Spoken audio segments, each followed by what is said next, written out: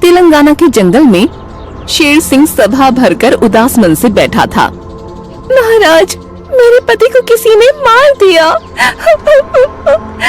महाराज, हमारे जंगल में ये दूसरी हत्या है। महाराज, मुझे इंसाफ चाहिए। मेरे पति के हत्यारे को कड़ी से कड़ी सजा मिलनी चाहिए। मैंने कभी सोचा नहीं था जंगल के किसी प्राणी की हत्या हो जाएगी। अब तो घर से बाहर निकलना भी दुश्वार हो चुका है। बाहर के खूंखार जानवर मासूम जानवरों को बेरहमी से मारते जा रहे हैं। हिम्मत रखो, हिरन की मौत का बदला जरूर लिया जाएगा। साथियों, हिरन की लाश को ले जाकर जमीन में दफना दो। जी महाराज। और याद रहे, मेरी अनुमति के बिना अब कोई जंगल से बाहर नहीं जाएगा। जंगल में लगातार 2 हत्याएं देखकर शेर सिंह परेशान हो चुका था। वो सोचता है, आखिर कौन है जो मेरे जंगल वासियों को मार रहा है? मुझे इस बात का पता लगाना ही होगा। कुछ दिन बाद एक रोज शेर सिंह जंगल में जा रहा था।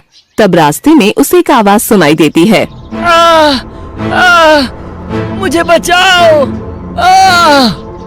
अरे, ये तो भेड़िया है। भेड़िए को जख्मी पड़ा देख शेर सिंह उसके पास जाता है। तुम्हें जख्मी किसने किया भेड़िया?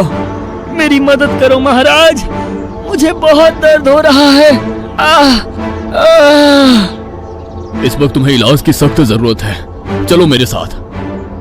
जख्मी भेड़िए को लेकर शेर सिंह अपने इलाके में आता है।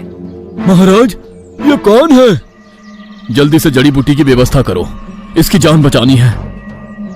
बाघ और चीता जड़ी बूटी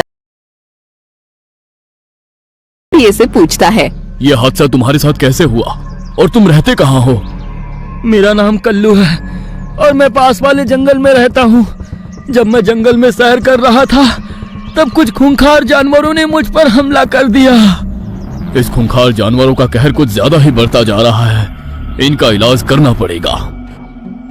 तभी बाघ और चीता जड़ी बूटी लेकर आते हैं और शेर सिंह अपने हाथों से कल्लू भेड़िए के जख्मों पर जड़ी बूटी लगाता है। आप बिल्कुल मेरे माता पिता की तरह मेरी सेवा कर रहे हो महाराज। ये तो मेरा फर्ज है। रात के वक्त शेर सिंह भेड़िए को अपने पास बिठाकर खाना खिलाता है। देखो, जरा भी शर्माना नहीं, पेट भर के खाना खा लेना। मैं अजनबी हूँ, फिर भी आप मेरी कितनी सेवा कर रहे हो। इस वक्त तुम घायल हो और घायल की सेवा करना मेरा कर्तव्य है। ऐसे ही शेर सिंह कल्लू भेड़िए के ठीक होने तक उसकी सेवा करता रहा। अब कल्लू पूरी तरह से ठीक हो चुका था। महाराज, आपने मुझ पर बहुत बड़ा एहसान किया है। मैं आपका यह एहसान कभी नहीं भूलूंगा। God bless you. मैं प्रार्थना करता हूँ कि तुम जहाँ भी रहो सुरक्षित रहो। शुक्रिया महाराज। भेड़िया वहाँ से चला जाता है। ऐसे ही कुछ महीने बीत जाते हैं और एक दिन सारे प्राणी शेर सिंह से, जंगल में पानी की कमी हो रही है, हमें पानी की तलाश शुरू कर देनी चाहिए। हाँ, अगर सही वक्त आने पर पानी नहीं मिला तो बहुत बड़ी समस्या हो सकती है। मगर ऐसी अवस्था में किसी को बाहर भेजना खतरे से खाली नहीं है। लेकिन पानी की व्यवस्था तो करनी पड़ेगी ना। हाँ, लेकिन पानी की तलाश करने जंगल से बाहर मैं खुद जाऊंगा, क्योंकि मैं नहीं चाहता कि अब कोई भी प्राणी उन खूंखार जानवर का शिकार बने। लेकिन हम आपको अकेले बाहर नहीं जाने देंगे, हम भी आपके साथ चलेंगे। नहीं चीते, पानी खोजने जंगल के बाहर मैं अकेला ही जाऊंगा। जंगल से बाहर जाना खतरे से खाली नहीं है।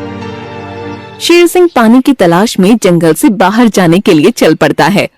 यहाँ तो दूर दूर तक पानी नहीं है, अब पानी कहाँ ढूंढूं? शेर सिंह आगे बढ़ रहा था, तभी उसे दूर सामने एक शेरनी जख्मी अवस्था में पड़ी दिखाई देती है। ये तो शेरनी है, लगता है इस पर भी किसी ने हमला कर दिया है। शेर सिंह घायल शेरनी के पास आता है।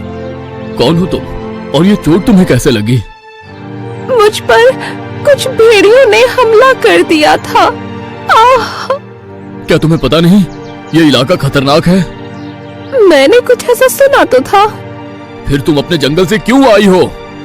इस दुनिया में मेरा कोई भी नहीं है, इसलिए मैं किसी सुरक्षित स्थान की तलाश में यहाँ आई हूँ। अगर ऐसी बात है तो तुम मेरे साथ मेरे घर चलो। इस इलाके में रहना सुरक्षित नहीं है। शुक्रिया। फिर शेर सिंह शेरनी को अपने जंगल में लेकर आता है। तुम जितने दिन चाहो उतने दिन यहाँ रह सकती हो। धन्यवाद शेर सिंह। तुम गुफा में आराम करो, मैं तुम्हारे भोजन की व्यवस्था करता हूँ। फिर शेर सिंह गुफा से बाहर आकर अपने साथी चीते और लोमड़ी को खाना लाने भेजता है। शेर सिंह मेरे जाल में फंस चुका है। मैं जिस मकसद से यहाँ आई हूँ, अब मैं उस काम को अंजाम देती हूँ। कुछ देर बाद शेर सिंह खाना लेकर गुफा में आता है। लो शेरनी, इसे खा लो। तुम मेरी कितनी परवाह करते हो, मैं आपको यह एहसान कब उतार पाऊंगी। ऐसा बोलकर मुझे शर्मिंदा मत कीजिए, ये तो मेरा फर्ज है। इसी तरह शेर सिंह और उसके साथी शेरनी की दिन रात सेवा करने लगे। ये देखकर एक दिन सवेरे शेरनी कहती है, महाराज, आपकी महानता और अच्छाई ने मुझे आपका दीवाना बना दिया है। क्या मैं इस जंगल की रानी बन सकती हूँ? ये सुनकर शेर सिंह खुश हो जाता है। क्या तुम मुझसे विवाह करना चाहती हो? जी हाँ। आप जैसी खूबसूरत शेरनी को भला कौन मना कर अरे वाह, हमारे महाराज को दुल्हन पसंद आ गई। दोस्तों, विवाह की तैयारी करो। सब शेर सिंह के विवाह की तैयारी में लग जाते हैं और अगले ही दिन शेर सिंह का विवाह शेरनी के साथ बड़ी धूमधाम से हो जाता है। रानी साहिबा, अब आप इस जंगल की रानी है।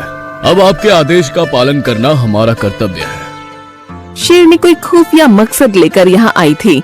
अपना मकसद कामयाब होता देख मन में खुश होते हुए वो सोचती है, मेरा पहला पड़ाव तो पार हो गया, अब दूसरे